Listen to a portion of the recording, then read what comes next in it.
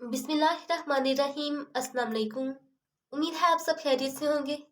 आज मैं आपके साथ 9th क्लास की मैथ की एक्सरसाइज 1.6 का क्वेश्चन नंबर 1 का पार्ट 5 शेयर करूंगी। इसमें मुझे दो लीनियर इक्वेशंस दी गई हैं, मैंने इसे दो मेथड्स के साथ सॉल्व करना है। लाइक फर्स्ट पे आ जाएगा मैट्रिक्स इनवर्स मेथड और सेकंड पे आ जाएगा क्रैमर रूल। दोनों को मैंने साथ साथ ही सॉल्व किया है ताकि जो स्टेप सेम है आपको वो समझ भी आ जाए और कोई कंफ्यूजन बाकी ना रहे। अब देखा जाए इन दो इक्वेशंस को तो इक्वल के जो लेफ्ट हैंड साइड वाली वैल्यूज हैं लाइक 3 -2 -6 और 4, इनका मैंने ये फर्स्ट वाला मैट्रिक्स बना दिया। इसकी मीन्स जो वेरिएबल्स हैं उनको छोड़ के बाकी नंबर्स का मैंने एक मैट्रिक्स बना दिया। फिर जो वेरिएबल्स थे एक्स और वाई, इनका मैंने एक मैट्रिक्स बना दिया। इक्वल डाल के अब इन दोनों इक्वेशंस की जो राइट हैंड साइड पे वैल्यूज हैं 4 और 7, इनका मैंने एक मैट्रिक्स बना दिया। अब आप ये देखें, ये दोनों मैट्रिक्स के बीच में पहला पहला स्टेप सेम होगा।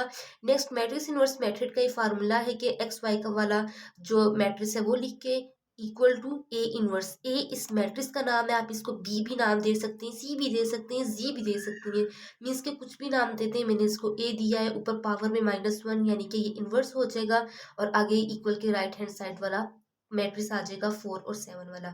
अब ए इनवर्स का फार्मूला खोला तो adjoint of A divided by determinant of A आ गया। अब पहले मैं एडजॉइंट ऑफ ए फाइंड करूंगी। लाइक ये ए का मैट्रिक्स है तो इन दोनों की मीन्स के प्लेस चेंज कर दूंगी। 3 की जगह पे 4, 4 की जगह पे 3, इन दोनों के साइन चेंज कर दूंगी। यहाँ पे माइनस है दोनों के साथ तो एडजॉइंट लेते हुए मैं इधर प्लस डाल दूंगी।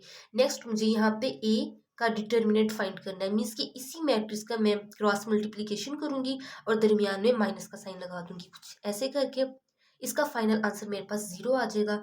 तो देखें, जहाँ पे डिटर्मिनेंट का आंसर 0 आ जाए, अब मैं इस फार्मूले में इसको पुट करूंगी तो डिटर्मिनेंट का आंसर 0 होगा। जब डिवाइड करूंगी तो सारा आंसर भी 0 हो जाएगा। ये क्वेश्चन आगे सोल्व ही नहीं हो सकता। अब आप आए दे मैट्रिक्स इनवर्स वाला मेथड वाला हमारा हो गया। क्रैमर रूल की तरफ आए तो उसके बीच में भी यहाँ पे मैंने ए का ये वाला मैट्रिक्स था, इसका डिटर्मिनेंट लिया। जब डिटर्मिनेंट लिया तो मेरे पास ए का आंसर 0 आ गया। तो फिर मीन्स कि आगे सोल्व ही नहीं हो सकता, क्योंकि डिवाइडेड बाय करेंगे आगे वैल्यूज के साथ इसको सोल्व करेंगे तो इसका आंसर 0 ही आना है, ये आगे कंटिन्यू नहीं हो सकता। नेक्स्ट क्वेश्चन की तरफ बढ़ते हैं। सेम एज इट इज, इधर भी मुझे दो लीनियर इक्वेशंस दी गई हैं और मैंने इसे दो मेथड्स के साथ सॉल्व करना है, लाइक मैट्रिक्स इनवर्स मेथड और क्रैमर रूल के साथ। पहले मैं इनके मैट्रिसेस बना दूंगी, यानी कि इक्वल के लेफ्ट हैंड साइड वाली जितनी भी वैल्यूज हैं उसका फर्स्ट मैट्रिक्स बनाऊंगी। उसमें मैं जो वेरिएबल्स हैं इनको अलहदा करके 4, 1, -3, -1 इनका फर्स्ट वाला मैट्रिक्स बना दूंगी। फिर वेरिएबल्स यानी एक्स वाई का एक मैट्रिक्स बना दूंगी इक्वल के जो राइट हैंड साइड वाली वैल्यूज है 5, 9 और -5, इनका एक मैट्रिक्स बना दूंगी। तो मीन्स कि ये फर्स्ट वाला जो स्टेप है दोनों मैट्रिक्स के बीच में सेम होगा। आगे मैंने यहाँ पर ये फार्मूला लिख दिया, एक्स वाई का matrix is equal to adjoint of A divided by determinant of A, और आगे राइट हैंड साइड वाला मैट्रिक्स आ जाएगा। यहाँ पे मैंने एडजॉइंट लिया ए वाले मैट्रिक्स का, लाइक इन दोनों की प्लेस चेंज कर दी और इन दोनों के साइन चेंज कर दिए तो मेरे पास ये एडजॉइंट की वैल्यू ये आ जाएगी। अब मैंने यहाँ पे इसका ये वाला डिटर्मिनेंट फाइंड करना है, तो यहाँ पे अब डिटर्मिनेंट फाइंड करते हैं। डिटर्मिनेंट ऑफ ए का आंसर मेरे पास -1 आ गया। मैंने इसके फार्मूले में पुट कर दिया। फार्मूला मैंने अगेन लिखा है यहाँ पे कि adjoint of A divided by determinant of A, आपकी आसानी के लिए लिखा है। एडजॉइंट ऑफ ए की जगह इसका मैट्रिक्स पीछे से उठा के लिख दिया और डिटर्मिनेंट ऑफ ए की जगह इसकी वैल्यू -1 लिख दी। अब बाय डिफॉल्ट -1 जो है ये साइड पर आ जाएगा और ये दो मैट्रिसेस आपस में मल्टीप्लाई हो जाएंगे। लाइक ऐसे करके first row first column means -1 into 9, दरमियान में ये वाला प्लस, और -1 into -5। Second row first column 3 into 9, दरमियान में ये वाला प्लस, 4 इंटू -5। इसको आप कैलकुलेट करेंगे आपके पास ये वाला आंसर आ जाएगा। अब -1 को बारी बारी सबके साथ मैंने डिवाइड कर दिया, लाइक -4 के साथ मैंने -1 को डिवाइड किया और फिर 7 के साथ इसको डिवाइड किया तो मेरे पास ये वाला मैट्रिक्स आ जाएगा। अब देखिए, यहाँ पे ऊपर वाला जो आंसर है ये x का हो जाएगा, नीचे वाला y का हो जाएगा, तो ये दोनों का आंसर मेरे पास आ गया। अब इसके क्रैमर रूल को देख लेते हैं। ये यहाँ पे इस वाले मैट्रिक्स को ए का नाम दिया था। पहले मैंने ए का मैट्रिक्स लिखा, फिर इसका डिटर्मिनेंट ले लिया। डिटर्मिनेंट जहाँ पे आपको फाइंड करने का कहा जाए, सिंपल आपने क्रॉस मल्टीप्लिकेशन करनी है और दरमियान में माइनस का साइन लगा देना है। ये मेरे पास डिटर्मिनेंट ऑफ ए का आंसर आ गया है। नेक्स्ट इसने मुझे कहा है कि ए एक्स फाइंड करना है। देखिए, मैथ के रूल को हम फॉलो करेंगे, फिजिक्स के रूल को फिलहाल इग्नोर कर दें। इस वाले फर्स्ट वाले मैट्रिक्स में फर्स्ट वाले कॉलम को हम एक्स एक्सिस बोलते हैं, सेकंड वाले कॉलम को वाई एक्सिस बोलते हैं।